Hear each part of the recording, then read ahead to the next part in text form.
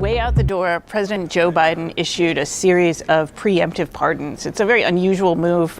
His administration had decided that they think that Donald Trump is very serious about going after people he perceives as his political enemies. And so the folks that have been pardoned include Trump's former Joint Chief of Staff, Milley, Anthony Fauci, who was so influential during the COVID era, also Congress members who had investigated the Jan 6 attacks, and police officers and other people who had testified in that investigation. The U.S. president does have very, very broad pardon powers. It is unusual for someone to preemptively pardon like this. Last time that a president really did this in sort of a broad way was when Jimmy Carter preemptively pardoned people who had been drafted but had refused to serve in Vietnam. Whether or not these pardons will fully protect these people, if Donald Trump does decide that he or his administration want to go after them, is unclear. Presidential pardons only apply to federal crimes. Supporters of South Korea's impeached President Yoon Suk-yeol were facing charges on Monday after storming a court building.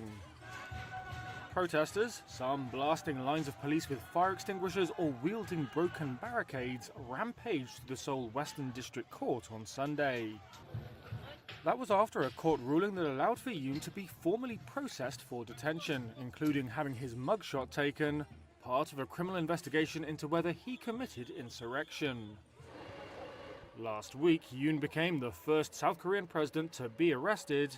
That was over his short-lived martial law declaration. Out of 90 people who were detained after the clashes, Yonhap News Agency reported that police plan to keep 66 in custody on charges of trespass, obstruction of official duty, and assaulting police officers.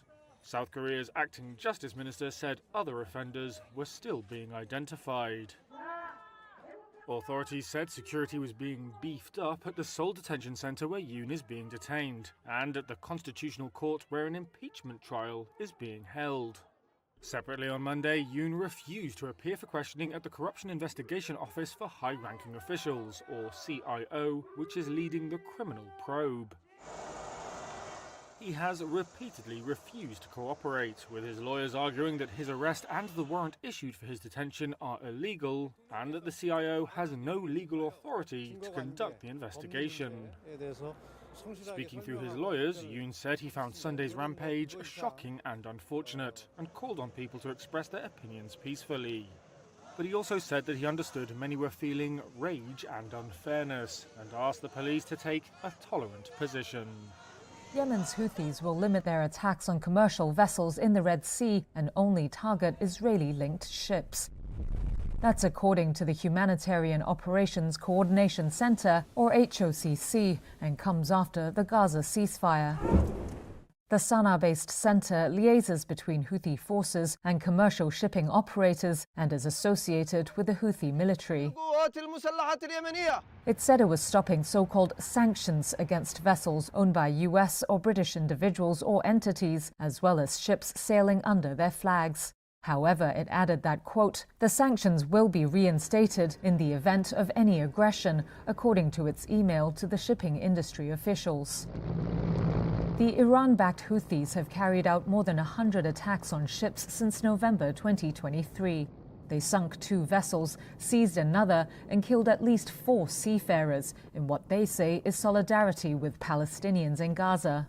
The threat has disrupted global trade routes and prompted many of the world's biggest shipping companies to suspend sending cargoes through the Red Sea.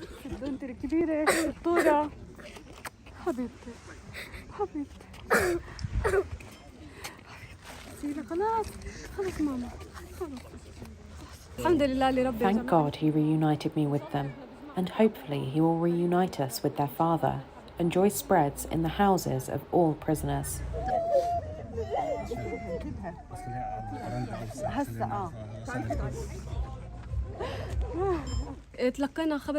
We received news of the deal by chance.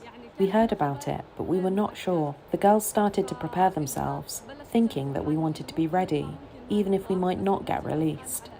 Then we were visited by the deputy of the head of the prison, and he told us to get ready in 10 minutes, and that some of us would be released.